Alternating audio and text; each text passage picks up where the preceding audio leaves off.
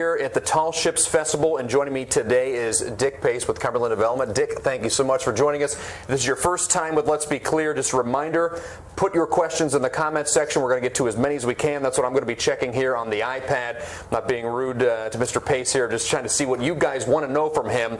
And you may need a little bit of a backstory on Dick if you don't know who he is. He is a retail developer, real estate developer. And you're the guy that's going to be responsible for doing whatever we're sitting on now. You're going to try to make it look entirely different.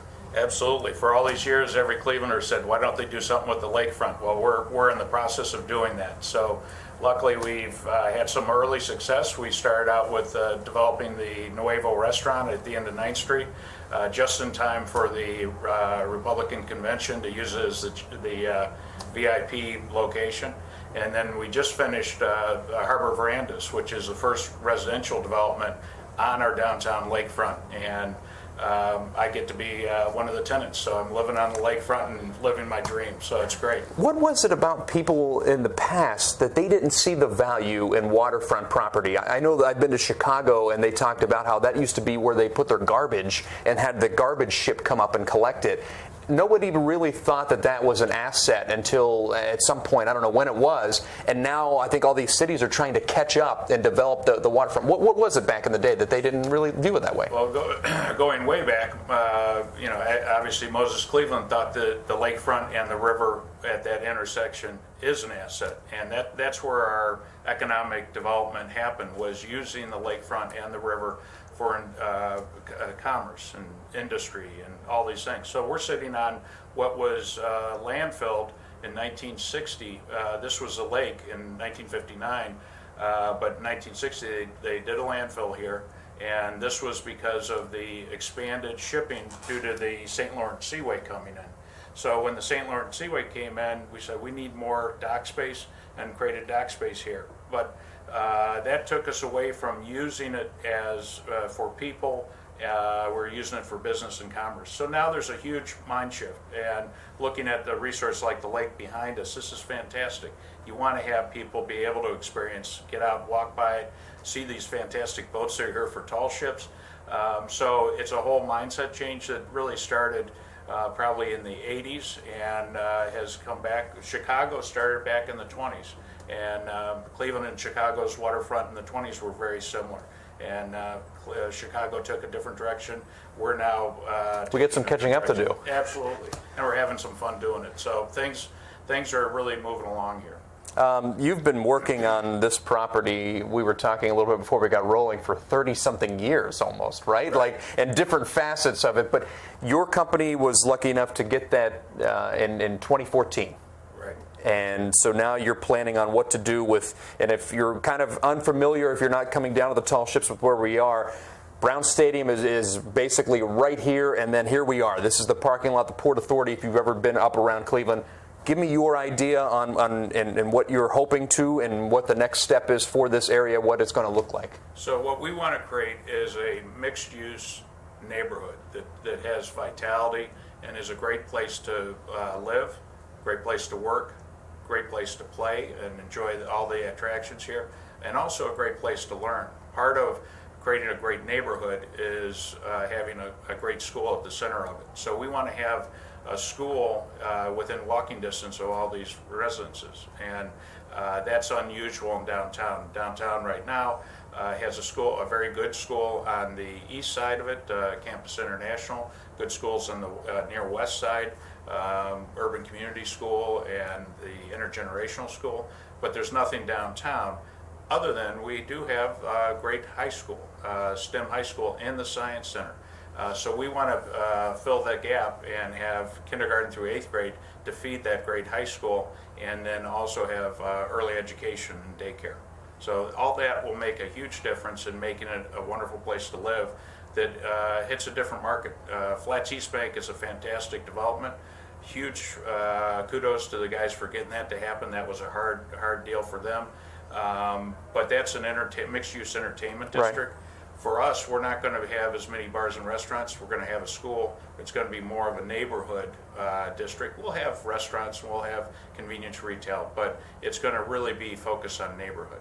So, You were telling me before, walking up around, we have the what would you call this? The rendering, or which like the rendering of what rendering, is yeah, that what you would call that, that's a or master plan? We have a new master plan that is.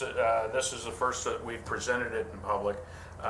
It really is based on the master plan that was done by the city in 2012, which was done by master planner Stan Exton. Stan has worked on every major city's waterfront since the 80s. He did Battery Park City in New York. He's currently Washington, D.C., the National Harbor. He's done a lot of great projects. He did the master plan, which set the framework for what we're doing. He's a master planner. We're developers. We've got to make it work and be able to make money in creating these great places. So we've adjusted it. We still have his same vision, which is having residential, office, restaurants, all that together. We added the school. That was not part of his vision. But this plan is now much more specific, with buildings that are actually buildable and financeable. So we're taking the first one, which is a adaptive reuse of one of the two warehouses here, Dock 30 warehouse that was built in 1960 when this was a port, and we're making that creative workspace. It's 20-foot high ceilings, great big steel trusses, and right now it's because it was a warehouse, it's got brick walls out to the outside. We're going to strip off the brick, put in glass, and you're going to be sitting right on the waterfront with these fantastic views of the sunset and the tall ships. It's really going to be great. So that's our first piece, and that's what we're announcing, is that's going to move ahead by the end of the year. I want to jump online here and look at some questions. Sure. Somebody talking about green space. And that was something that we're looking at. The master plan is definitely prominent on that one side. Talk about the park atmosphere, a lot of trees that you can see on that master plan as well. So from the start, both the city and we had this same vision that this needs to be it's a private project in a very public place, and it needs to welcome the public to the water's edge. So we, in negotiating with the city, created a 60-foot setback from the water's edge back to the face of the buildings, so that there was a public right-of-way, a place where people could walk, take their strollers, ride their bikes, and enjoy the water. We're going to add to it. Now it's just a sea of asphalt parking lot. We're going to add trees and landscaping and benches and activities. So that was from the start 5 years ago. That's what the vision is. What we have expanded is, in working with the city and Freddie Collier, the head of city planning, is to create an extension of the mall system, the mall A, B, and C that are in between, the convention center and that whole area of the city hall and right. the county courthouse. We're going to extend that so that ends up meeting the water. So this last piece will be the last piece will be a great big green space right on the water, so we can have festivals and other activities, but just a nice place to go grab a lunch and sit out. You mentioned working with the city and different people. How many cooks do you get in that kitchen, and does that make it difficult? Because I can imagine when you're doing something this large that's going to have such an impact for so many people in Northeast Ohio and Cleveland, a lot of people have their opinion and their say. Is that difficult? It is, but that's the job, and it's actually something that I enjoy. When I was with the architectural firm working for Pete Van Dyke, every project we had a large team because we did complex projects. So we had engineers and we had architects and landscape architects and planners. We're doing the same thing here. We're working with all the departments of the city, everything from the building department to planning department to the utilities. So there are a lot of people involved, but we're now embarking, today really kicks off the public engagement side. We've gotten a lot of input from the mayor, city council, planning department, but we need to get the public input. So we're really looking forward to hearing what people think. I know that we're going to get a range of responses. Not everybody agrees. Some people will say, oh, it should be all park. And some people say, oh, it should be all residential. It should be more like Flats East Bank. Well, let's filter that through and see what's realistic. And I think that we've got a good balance right now with the mixed use. We have all those components. It's a question of balance and access, making sure that people feel welcome here. And if you take a look at East 9th Street, I think that's an example of what we've already completed that. and what a big difference that's made. Yeah. Adding trees along 9th Street, adding not only the restaurant and apartments, but also adding volleyball courts that are free to use, bocce ball courts that the city and DCA put together. I mean, it's fantastic. We want people to come down here, and if they're going to go pay for the Rock and Roll Hall of Fame or Browns ticket, fantastic. Spend an afternoon at the Science Center, but we want to have them come down here just to have lunch and play volleyball for free and enjoy it. Do you bring in, you talked to the city, but you mentioned kind of the neighbors here. FirstEnergy Stadium, Rock and Roll Hall of Fame, Great Lakes Science Center. Do you bring them in on the discussion? Or? We're all stakeholders, and we all share a common area maintenance agreement to make sure that this is maintained well. And Downtown Cleveland Alliance has been hired to do the clean and safe. All the guys in the yellow shirts, guys and gals, they do a fantastic job, clean and safe, being ambassadors, welcoming people, showing them where to go and what they need to do, and keeping it really clean. It's great management. So yes, we work together closely. One of the things that's going to hold us up here, we were ready to start Dock 30 this month, but in deference to our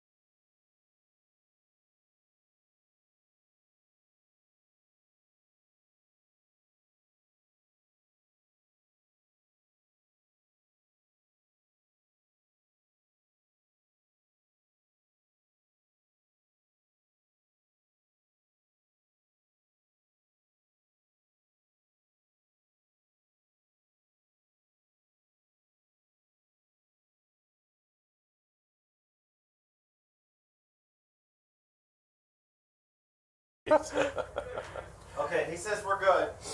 Thank you. She sees us. Steph sees us. We're good. Are you going to do another countdown? And I haven't stopped rolling. Neither have I. do you need another clap? No. Nope. No, and all the Stop. cameras Good. kept going.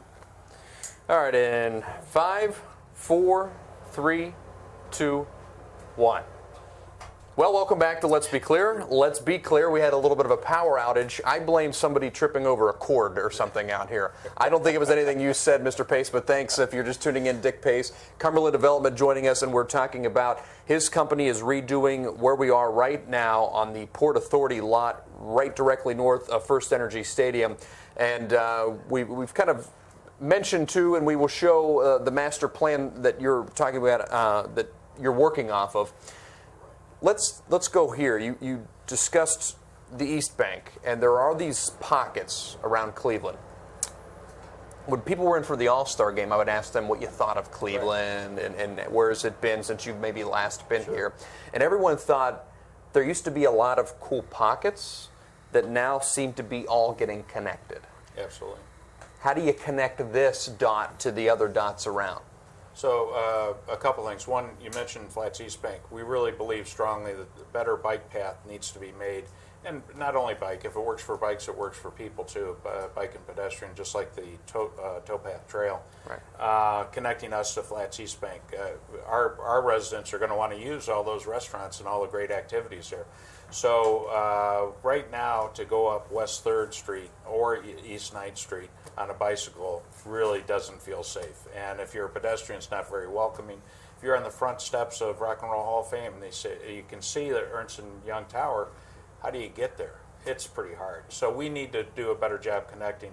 I think if we can widen 9th Street and West 3rd Street to create a better environment for pedestrians and bicycles, connect that up to Front Street or to Lakeside to Front Street, we can do that pretty easily. And also, the bikes need to get up to Detroit and Superior. So that's a great bike path going east and west. That should connect to the lakefront. We're part of the Lakefront Trail, which goes all the way from Toledo all the way to the east part of the state. So we want to make that connection easy so people don't have to use a map. It's intuitive. Secondly, more importantly, is we need a better connection. We need to, not a bridge. There was a plan for a 14-foot wide bridge from Mall C down to the lakefront in between Rock and Science. And that's not enough. For a 14-foot wide bridge might have been a beautiful bridge. It wouldn't have served the purpose. What we want to do is extend downtown to the lakefront so that area is capped over with a park. And that's been done in Chicago. You mentioned Chicago. Millennium Park is over railroad tracks.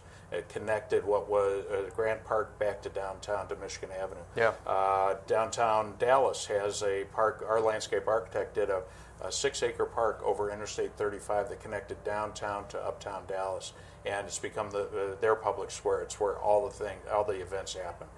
We can do that, and I think that the city is now engaged to try to make that happen. And we have $25 million from that bridge. That's a great start. If Dallas got a 6-acre park for $100 million, for $25 million, could we get an 1.5 acre park connecting us to downtown?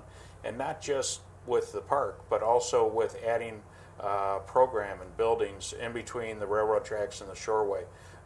When I was working with Peter Van Dyke, we were lucky enough to have the commission to work with Frank Gehry, a great architect, for Peter Lewis's headquarters of Progressive. It was going to go on that site.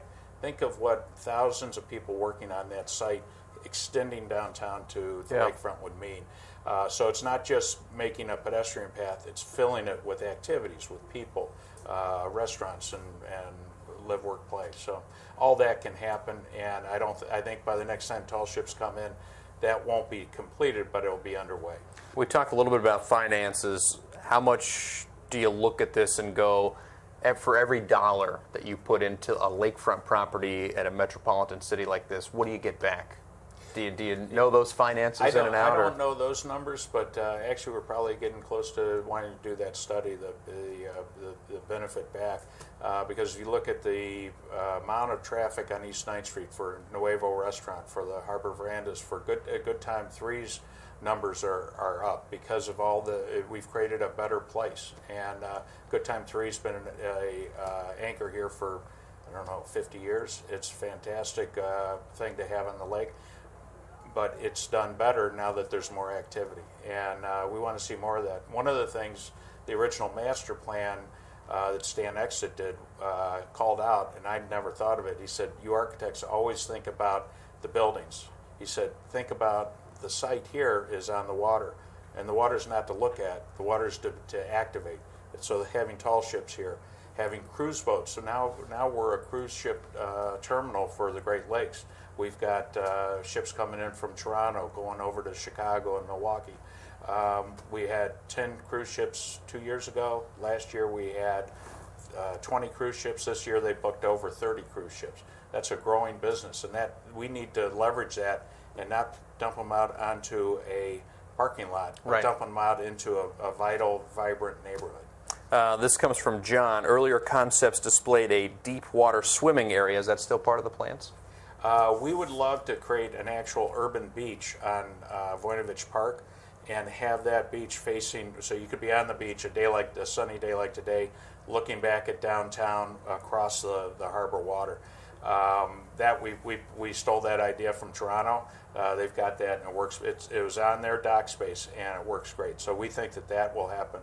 That beach, that harbor is only about 8 to 10 feet deep, so it's a depth of a swimming pool. Out here, these are deep harbors because of the shipping, the commercial shipping, so they're 28 feet deep. So if we have swimming, that I think the harbor may be a better location.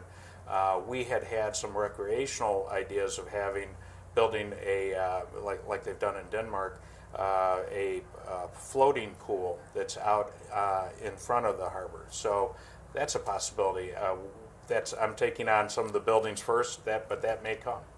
Step down the road. Dick, I want to end with this. We always hear about Cleveland coming back, the resurgence of downtown and the flats. Are we there yet, or are we still resurging? Do you think we're there? We're still resurging, but we have turned the corner. There's no question that we are now on the map nationally. We have a place people want to be. One of the things we're attracting, we have on the master plan a location. We're going to do this adaptive reuse for creative workspace. We've got a bunch of small tech companies coming into Dock 30, but we also have a space for corporate headquarters or large corporate tenant. We think that we can attract someone from out of the region to come here because this is such a great place. The talent attraction is everything in today's corporate world. They want to get the best young talent, and young talent, people coming out of college, where do they want to go? They want to go to someplace on the water, someplace where they can live, work, and play. I was going to say, this kind of sounds a little bit on what like Amazon was looking for, Absolutely. right? I mean, maybe not to the scale space-wise, but they wanted someplace that's kind of cool on the water. You can work, you can play, you can eat, you could do whatever you needed to do right there, all walkable. You can get on the waterfront line and go out to the airport. You don't have to, you're on the rail line, which most cities don't have. And to have it from the site with two different locations, and it's affordable. I mean, this is that's not the top of the corporate list. They assume that they'll get the numbers they want, but it does help. Yeah. So this is all done. A couple years, you and I are standing down here, walking down here for a Tall Ships Festival. What's the one word that you want everyone to think or say about your space that you've helped construct? Wow. I want people, when they have their cousin in from Chicago, to say, you got to see our waterfront. That's what I want to have people coming in. I hope for that too, Dick. Thank you so much, and we thank you for being a part of Let's Be Clear.